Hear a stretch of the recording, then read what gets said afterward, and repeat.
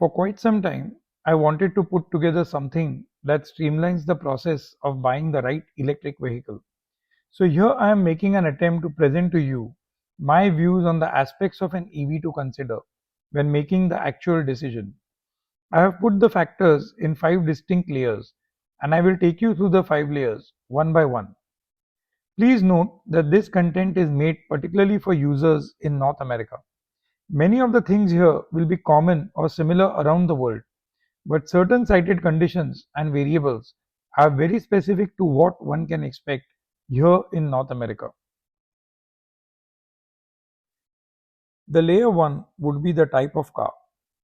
This, I believe, will broadly be in the minds of buyers when they decide to buy an EV.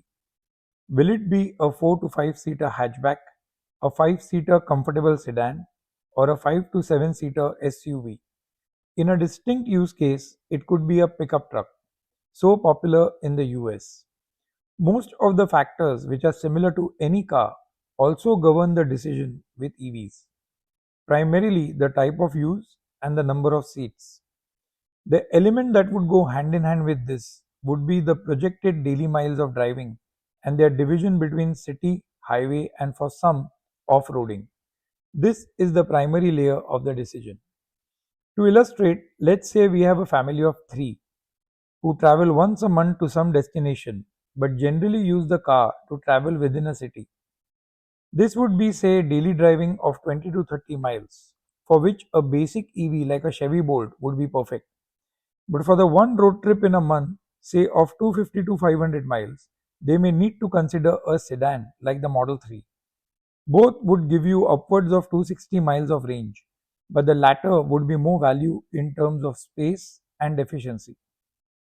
Users may even classify their use case based on overall miles of daily driving, say under 30 miles per day, 30 to 100 miles, and 100 plus miles per day, and make a decision. For this kind of use, most would probably want to consider the entry level trim of any manufacturer. The options would evolve from there on by the required seats, space, and actual driving, and then move up the trims based on budget and available add ons. That makes our primary layer 1. The next layer is probably the most talked of, the energy profile of the car. The distances an EV travels in a single charge is a function of its battery pack size, presented in kilowatt hours, multiplied with its efficiency in terms of miles per kilowatt hours. Let me categorically state here that most brands present range as a key selling point, which too is represented in a variety of ways. Some state miles added in 30 minutes of charging, some state time to add 100 miles of range, and many such variations that can easily confuse the user. What's more, none of these are hardbound as they rely on a variety of other variables. Most manufacturers are required to present an EPA rated range from 100% to 0% of the battery pack.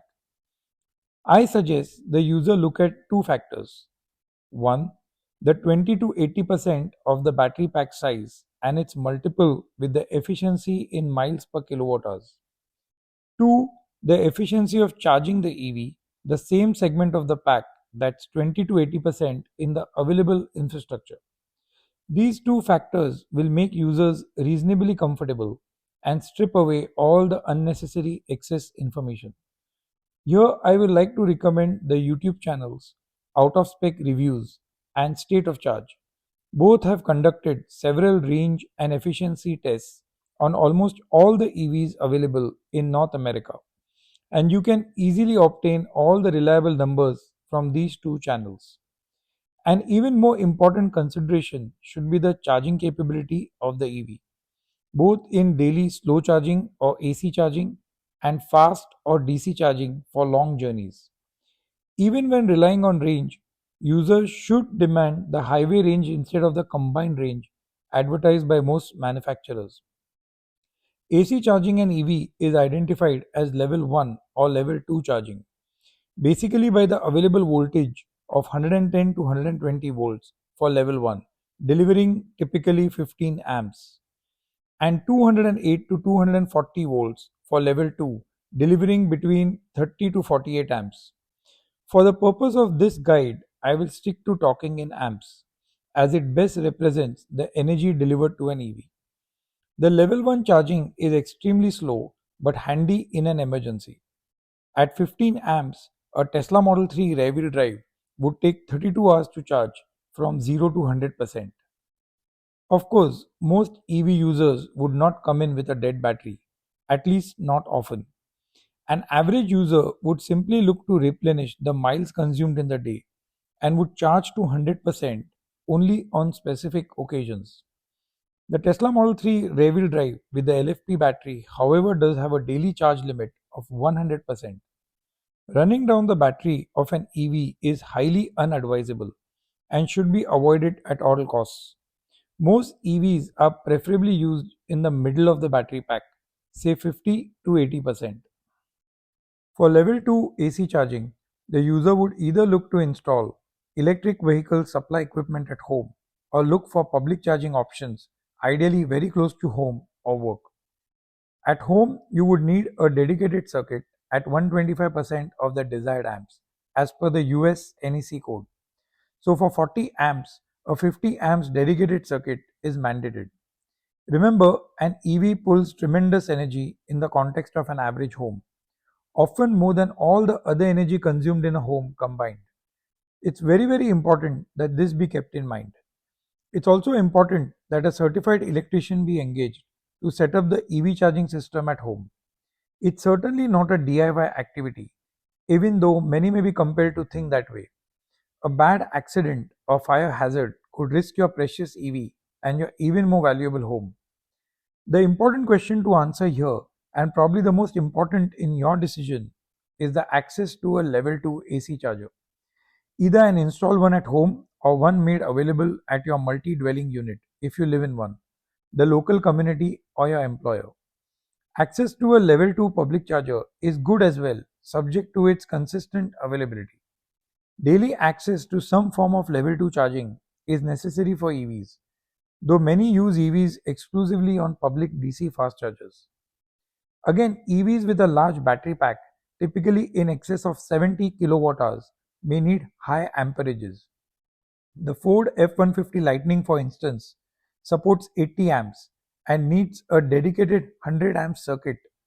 This may even warrant a service upgrade to the entire electrical system at home and cost an additional $3,000 to $6,000, probably more depending on where you live. These are all important considerations to keep in mind. You must account for 5 to 10% of charging losses, those that occur converting AC to DC current that batteries expect. This is important to remember as almost nobody mentions it. With DC fast charging, the first consideration is the charging port. In the North American market, there are three possibilities. CHAdeMO, now nearly defunct, but a 50 kilowatt capable option offered by certain Japanese makers. The CCS1, offered by most EVs barring Tesla, and the Tesla NACS, exclusively available on Teslas and starting next year on an increasing number of brands which are moving to it. Ford, GM, Rivian, Mercedes, and many have already agreed to add the NACS port. NACS is the best in my opinion and is the single factor that can currently resolve the anxiety of an EV buyer, thanks to Tesla's vast supercharger network. I will not spend too much time on this, as this issue has been widely spoken about. You may want to see my video on NACS, the link to which is available in the description. Again, in DC fast charging, what will be cited is the peak charge an EV is capable of, and that too by a few makers. This would be a number between 150 to 250 kilowatts. What's important here is the charge curve, the length of time in the charging session that an EV is capable of holding the peak charge, or a high enough charge such that a user is able to replenish the consumed energy, say from 20 to 80%, in 20 to 25 minutes. This is an important factor and also in return relies on the availability of a good charging network. When on a road trip, that is the max that you should be required to wait. A very important consideration for a good electric vehicle, and users should delve deeper into their cars of choice for the same. The next layer, or layer 3, pertains to the capacity of the car in terms of storage and hauling. An important consideration for some buyers and type of users would be the storage capacity of an EV. An entry-level EV should generally make available at least 20 to 30 cubic feet of a trunk, but most EVs have additional capacity in the front trunk or the frunk, somewhere between 3 to 5 cubic feet. This is a very handy space, typically for the daily chores. Some don't use it at all though, but on the whole, an EV should basically have 30 to 40 cubic feet of total cargo capacity. This figure can be higher for specific use cases, typically a work truck. The Ford F-150 Lightning, for instance, may afford 52.8 cubic feet of cargo volume, 14.1 cubic feet of trunk space. That should create an idea for the higher and lower limits for the storage space one may expect in these vehicles. Similarly, some use cases have hauling requirements. Most large SUVs should enable 3,500 pounds of towing capability. That can jump to up to 8,000 to 10,000 pounds with a large truck. The Rivian R1T can haul up to 11,000 pounds. Here, however, it's important to keep in mind that towing loads, even smaller ones, can significantly impact the range and efficiency of electric vehicles. This is acutely felt in pickup trucks. The layer 4 is for off-roading. It's important here to assess the exact off-roading that the user has in mind. This is really a vast expanse of possibilities. Users may in cases want to turn the vehicle for an overlanding lifestyle, but at the basic level, off-roading calls for good ground clearance, typically 8.5 inches, to keep the vehicle clear of rocks, boulders, and other obstructions on the road. Aftermarket support is extremely important as well. Vehicles with four-wheel drive capabilities are better suited for off-roading. It's important to understand that this is slightly different from all-wheel drive, with the difference being the ability to switch off the two wheels when the traction is not necessary, or an ability to switch to two-wheel drive mode. Similarly, the options of 4 high or 4 low gearing available in certain vehicles also needs to be understood. 4 high is for normal driving. Switching to 4 low can deliver extra torque for improved traction and off-road control. I am leaving a link in the description for users to explore further these choices by case and convenience. The layer 5 is the all important software. With software, there are a whole lot of factors to consider. It's worth remembering that this is becoming an ever more important aspect in electric vehicles, where driver assistance, infotainment, and the overall activity experience is making its biggest mark. So, here we have 6 categories of features to look at: driver assistance, infotainment, safety, security, energy management, and the mobile app. All important in the overall vehicle experience. On my channel, I regularly rate the software of electric vehicles here in North America on these categories under my electric vehicle software rating version 1.0. You may want to view a few to get an idea. I am leaving the links in the description. This is a very early attempt and currently only rates cars on the presence of features. Going forward, I hope to evolve more features as they come about and also do a more qualitative assessment of this aspect of electric vehicles. Here is a chart of the basic features in each of the categories. There are some important technologies active in this space, some in the process of maturing, while some are long moonshots. Never the same, some are now fairly commonly available, but their effectiveness varies vastly between the brands. Driver assistance is, like the name suggests, a category of features that make driving easy. Assistance in parking, adaptive cruise control that helps maintain distance from the vehicle ahead, lane assist that helps maintain the vehicle in its lane on highways, navigation that enables users to find destinations, and lots of other important information pertaining to journeys undertaken, etc. Modern EVs commonly offer voice commands that save from the likely distraction interacting with the car when driving. In infotainment, modern EVs bring an integrated user experience to music, shows, and even games. Most cars would, however, permit the visual entertainment only when in park. Modern EVs use different kinds of sensors that go into meaningfully enhancing the safety of the car. Automatic emergency braking halts a car automatically when it senses a collision threat. Similarly, several cars offer forward and blind spot collision warnings, alerts for lane departure avoidance, and even dash cams to record events that may hold significance, like evidence of events like accidents, etc. Most EVs have a very sophisticated thermal management software that manages the optimum temperatures in the battery cells, preventing overheating but also enabling right temperatures for high voltage charging.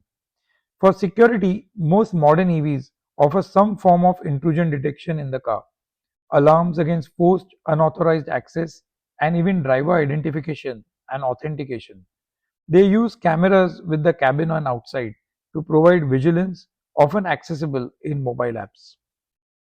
For charging and energy management, the most important function of an EV, cars offer control over the charging process. In terms of controlling the amps by setting limits or scaling them up and down, setting charge limits, and even schedule charging. For the EV to automatically charge at a given day and time based on a variety of other variables. Some EVs enable manual preconditioning of the battery or getting the battery to the right temperature in preparation of DC fast charging.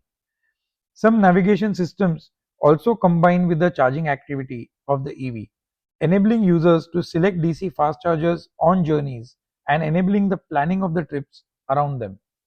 That's broadly based on distances and states of charge that the EV driver would want to know when planning the trip. Tesla offers automated trip planning, including battery preconditioning, in planning long trips around its vast supercharger network. Finally, the mobile app and features that make a full stack car are things that are not only making EVs unique but changing the way EVs are perceived and experienced. Remote locking and unlocking the car, creating driving permissions for specific occasions, controlling the climate remotely or preconditioning the cabin prior to the trip via the mobile app, navigating trips up ahead and sharing it with the car, monitoring the security of the car remotely, getting over the air updates that keep improving the car, using driving stats and other analytics like energy consumption, and using the phone as a key. All are features that define vehicular mobility in the 21st century. That covers most of the basic considerations one might be required to delve into when buying an electric vehicle. I hope this proves a useful guide for users looking to get an EV or those who have recently got one. I would urge viewers to share their experiences and feedback in the comments below so that other viewers can obtain further insights into the aspects of an EV life. Until the next one, take very good care.